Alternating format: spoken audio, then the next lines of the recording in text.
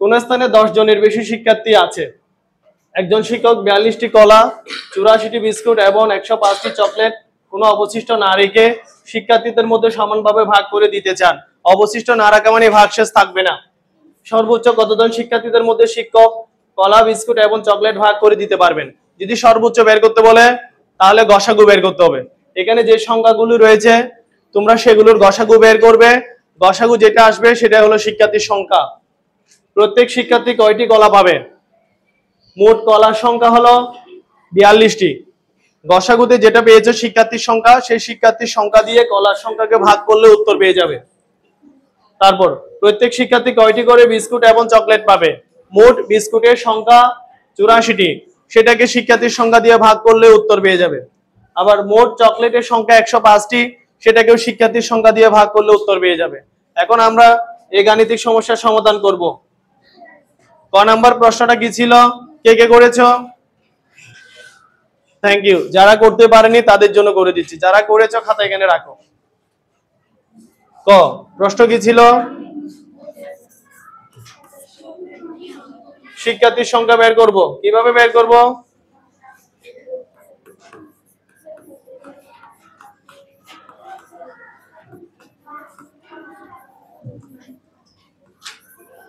নির্ণেয় শিক্ষার্থীর সংখ্যা হবে, শিক্ষার্থীর সংখ্যা হবে বলো 42, 84 এবং 105 এর গসাগু। অর্থাৎ 42, 84 এবং 105 এর গসাগু যত হবে শিক্ষার্থীর সংখ্যা ততজন। তোমরা চাইলে এর উপরে ওই তথ্যগুলো লিখতে পারো। এখন আমরা গসাগু বের করব। গসাগু কত হবে? কত দিয়ে ভাগ যায়? 3 দিয়ে। 3 দিয়ে ভাগ করলে কত হয়? 3 একে 3, 4 থেকে 3 বিয়োগ করলে আরেক, 2 নামাইলে 12, 3 4 12।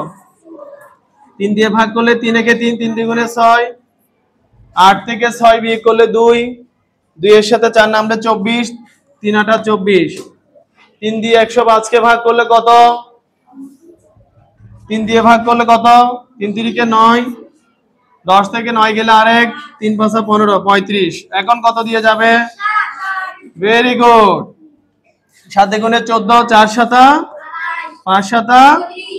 এখন বলো তো গসাগু কত? কিভাবে বুঝলে? গসাগু 3 গুণ 7, 3 7 21। অর্থাৎ আমরা সাধারণ গুণনীয়কগুলো নেব। তাহলে বলো শিক্ষার্থীর সংখ্যা কতজন? 21 জন। অতএব শিক্ষার্থীর সংখ্যা 21 জন। লিখে দাও। অতএব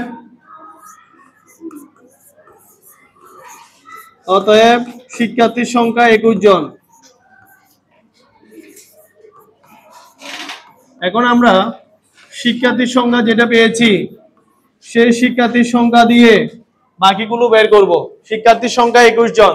ক্লিয়ার? খ নাম্বার প্রশ্নটা কি বলো? খ নাম্বার প্রশ্ন কি? হ্যাঁ, এখন আসো। প্রত্যেক শিক্ষার্থী কয়টি করে কলা পাবে? লিখো। কলার সংখ্যা কয়টি? কলা আছে কয়টি? উদ্দীপকে দেখো কলা কয়টি? 42টি। কলা আছে 42টি।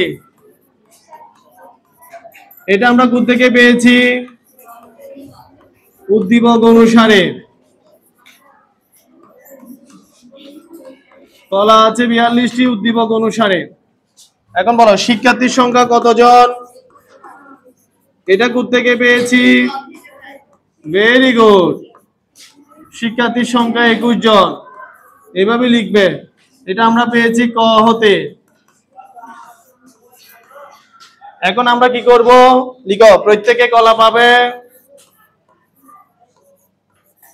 প্রত্যেকে কলা পাবে। কয়টি করে পাবে? বলো 42 ভাগ 21। 42 কে 21 দিয়ে ভাগ করলে কয়টি? Very good. প্রত্যেকে কলা পাবে 2টি। আমি আবারও বলি, অ্যাটেনশন প্লিজ।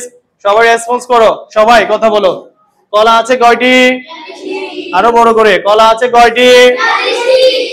শিক্ষার্থীর সংখ্যা কতজন?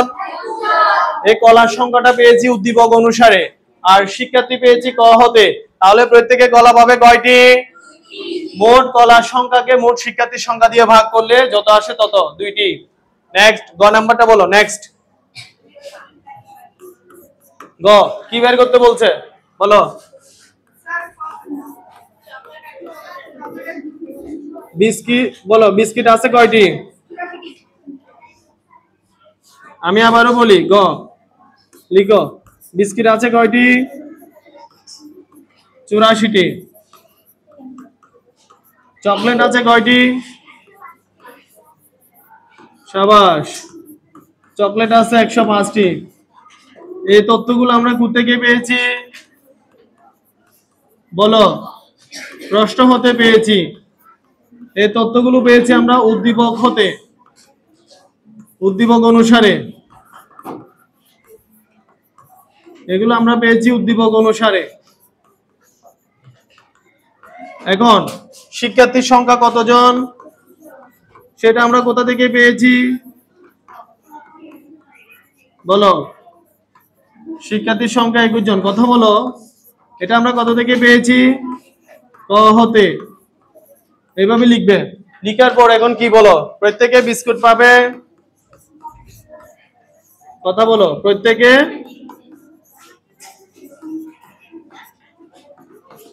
প্রত্যেকে বিস্কুট পাবে। বলো, 84 কে 21 দিয়ে ভাগ করলে কত? কয়টি? 4টি। 84 কে 21 দিয়ে ভাগ করলে 4টি। আমি পাশে লিখলাম, তোমরা নিচে লিখতে পারবে। এরপরে বলো, প্রত্যেকে চকলেট পাবে। প্রত্যেকে চকলেট পাবে। বলো, 105 ভাগ 21 সমান 5টি। অর্থাৎ মোট বিস্কুটের সংখ্যা কিংবা মোট চকলেটের সংখ্যাকে মোট শিক্ষার্থীর সংখ্যা দিয়ে ভাগ করলে প্রত্যেকে কয়টি করে পাবে তা বের হবে। Attention please, stand up, sit down. Last আরেকবার বুঝিয়ে দিচ্ছি। উদ্দীপক অনুসারে আমরা পেয়েছি বিস্কুট আছে 84টি, চকলেট আছে 105টি, শিক্ষার্থীর সংখ্যা 21 জন, সেটা আমরা ক হতে পেয়েছি। প্রত্যেকে বিস্কুট পাবে, ওই মোট সংখ্যাকে শিক্ষার্থীর সংখ্যা দিয়ে ভাগ করলে 4টি। 84 কে 21 দিয়ে ভাগ করলে 4। আবার প্রত্যেকে চকলেট পাবে, 105 কে 21 দিয়ে ভাগ করলে 5। যদি পরীক্ষায় এই সংখ্যাগুলো পরিবর্তন হয় তাহলে তোমরা নিয়ম অনুসারে সর্বোচ্চ বললে প্রথমে গসাগু বের করবে, পরিবর্তন হতে পারে সংখ্যা। যদি সর্বনিম্ন বা পরপর বলে, ন্যূনতম বলে, তাহলে লসাগু বের করবে।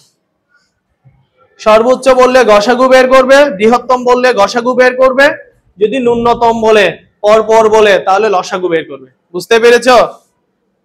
পারবে?